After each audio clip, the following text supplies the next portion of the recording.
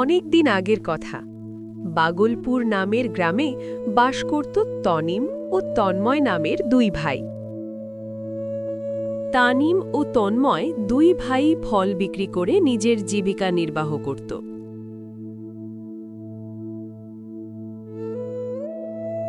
ভাই, অ্যাপেল কত করে কিলো?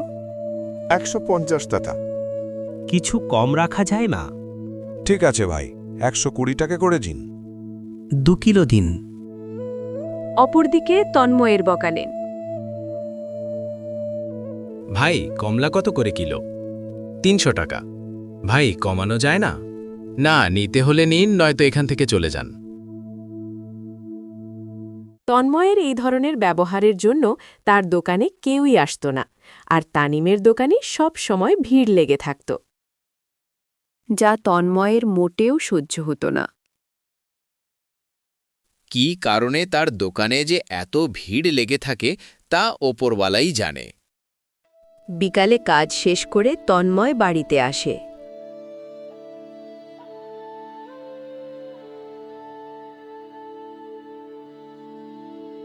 কি গো, আজ বিক্রি হয়েছে? না গো, আজও তেমন বিক্রি হয়নি। কিভাবে হবে? তোমার ভাই তো পুরো বাজার একাই নিয়ে বসে আছে। তোমার বিক্রি বাড়াতে হলে ফলে ভেজাল মেশাও, ভেজাল। বউয়ের কথা শুনে তন্ময় ফলে ভেজাল মেশায় এবং ফলগুলোকে চকচকে ও আরও সুন্দর করে তোলে। এবং কয়েকদিন তার দোকানে অনেক ভিড় হয়। তবে এই ভিড় চিরস্থায়ী ছিল না, কারণ তার ফল খেয়ে অনেক লোক অসুস্থ হয়ে পড়ে। ফলে তার ক্রেতা আগের চেয়েও কমে যায়। না না, আর সহ্য হচ্ছে না। এভাবে চলতে থাকলে তো আমি রাস্তায় নেমে যাব। সেদিন বাড়ি ফেরার পথে তার দেখা হয় ছোটবেলার বন্ধুর সঙ্গে।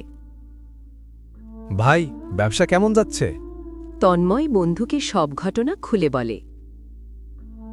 তুমি তার জমিতে বিষ নিক্ষেপ করে দাও। যখন গ্রামবাসী কোনো উপায় খুঁজে পাবে না, তখন সবাই তোমার কাছেই ফল কিনতে আসবে। না থাকবে বাঁশ, না বাজবে বাঁশি। এই কথাটি শুনে তন্ময় তার বন্ধুদের নিয়ে রাতে তানিমের ফলের জমিতে অনেক বিষ নিক্ষেপ করে।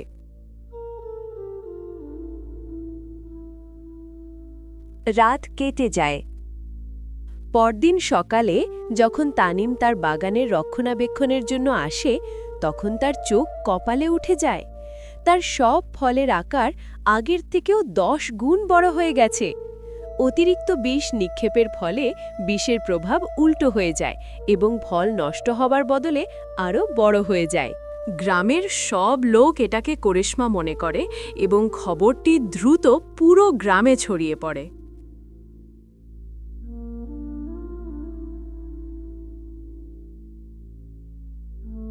তানিম, তোমার জমির ফলের আকার বড় হয়ে গেছে শুনে এলাম।